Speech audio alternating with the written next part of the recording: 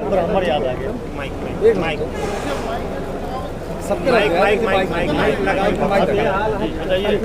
देखिए, मैं आप सभी लोगों को कहना चाहता हूं बहुत ही स्पष्ट शब्दों में, ये ब्राह्मण की जो राजनीति कर रहे हैं, ये लोग भूल गए कि इनकी सरकार जब थी, सबसे ज़्यादा अगर शोषण हुआ है और सबसे ज़्यादा धर्मांतरण हुआ है वो ब्राह्मण की बेटी का हुआ।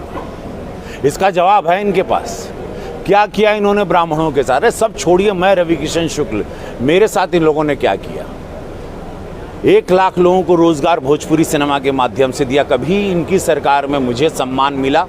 मैं उत्तर प्रदेश का, मैं इसी माटी का, कभी मुझे इन्होंने अपने दरवाजे पर खड़ा करके किसी का एक पद, इन लोगों ने एक सम्मान, इनके यहाँ पर एक सम्मान चलता था, उसकी राशि भी मिलती थी, धनराशि भी मिलती थी।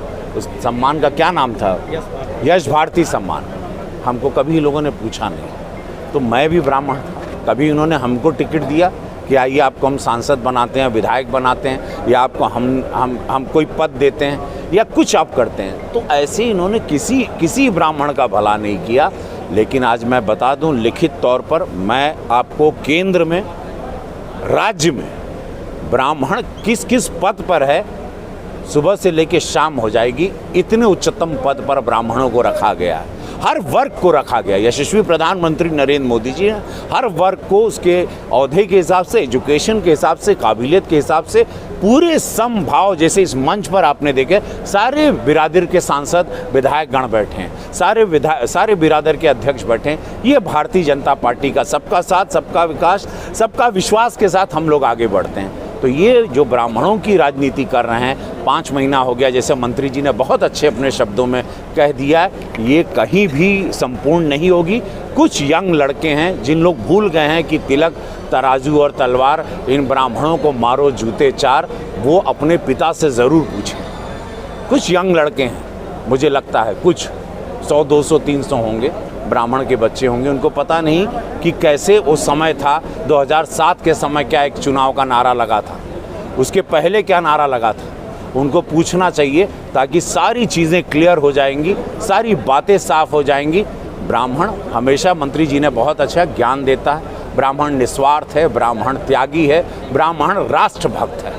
ब्राह्मण को स्वार्थ नहीं, जो निस्वार्थ होता है वही ब्राह्मण होता है। और ब्राह्मण ज्ञान देता है, ब्राह्मण समाज को लेके चलता है। ब्राह्मण किसी लालच में नहीं आता। तो ये लालच का झुंझुना बहन जी या मिश्रा जी जो दे रहे हैं, या समाजवादी पार्टी दे रही, या आप कांग्रेस भी देगी, वो भी जनेऊ पहन के, राहुल जी भी अब घूमेंगे, देखिएगा, कुर्ते के ऊपर जनेऊ पहन के। कल उन्होंने एक बयान दिया था कि हमको यूपी के, I don't like UP mangoes, मुझे यूपी के आम पसंद नहीं है। अरे राहुल बाबू, पूरे उत्तर प्रदेश को कांग्रेस पसंद नहीं है, हिसाब बराबर आप बताइए।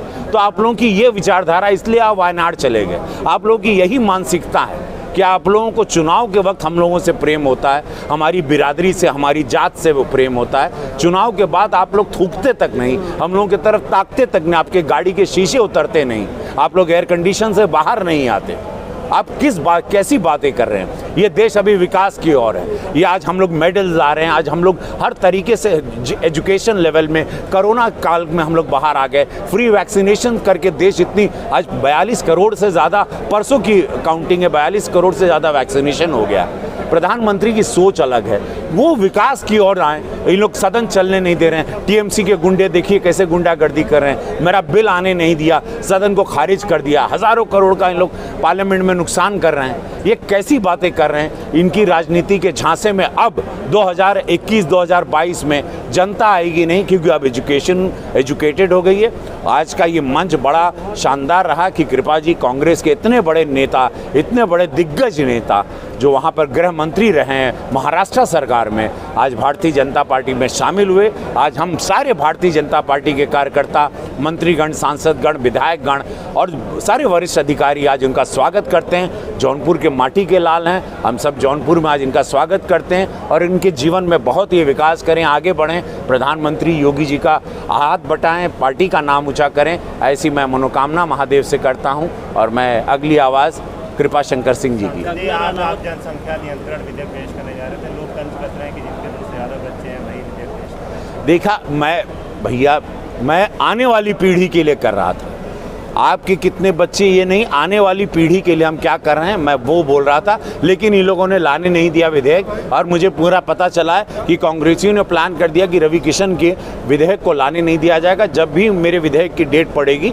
हंगामा करेंगे। कल भी सदन 11 बजे, 11:30, 12 बजे बंद करवा दिए। तो मेरे विधेयक की डेट थी 2019 में, मैंने डाला था, ये नहीं कि चुनाव के चलते डाला था। लेकिन ये जब भी मेरा वो बिल आता है तो लोग यहाँ तमाशा करते हैं, पार्लियामेंट खारिज होता है और मेरा बिल पेंडिंग हो जाता है। मैंने भोजपुरी 8वीं अनुसूची के लिए भी बिल दिया है, वो पारित पटल पे चला गया है। मैं बहुत सारे बिल लेके आया हूँ, सबसे ज़्यादा सवाल उठाता हूँ। लेकिन ये कांग्रेसियों को, सपाइयों को, बसपाइयों को, टीएमसी वालों को, मुझसे बहुत ज़्यादा दिक्कत है। 22 में क्या उम्मीद है भाजपा को लेकर के, कितनी सीटों पर? हम लोग 350 पार हर हर महादेव करेंगे। यशस्वी प्रधानमंत्री नरेंद्र मोदी जी की, पूज्य योगी महाराज जी की लॉ एंड कानून व्यवस्था और कार्यशैली को लेके, ईमानदारी को लेके, कोविड काल में उन्होंने काम किया। 80 करोड़ जनता को जैसे प्रधानमंत्री ने अनाज दिया मुफ्त में, सड़क से लेके मेडिकल, एजुकेशन व्यवस्था, किसानों की व्यवस्था, वो सारी व्यवस्थाओं को लेके हम लोग जीतेंगे। और हम लोग डेफिनेटली जीत रहे हैं, ऐतिहासिक जीत होगी, उसमें कोई इफ एंड बट नहीं। जात पात की राजनीति को हम लोग ध्वस्त कर देंगे। आप बॉलीवुड से जुड़े हैं और कंगना रनौत का भी एक ट्वीट आया है कि बॉलीवुड में सिर्फ नग्नता परोसी जाती है, आपका क्या कहना है? अभी नहीं बोला हम, अभी माहौल आज इनका ज्वाइनिंग का बाद, ओकरे लिए तो अकेले में मिला था।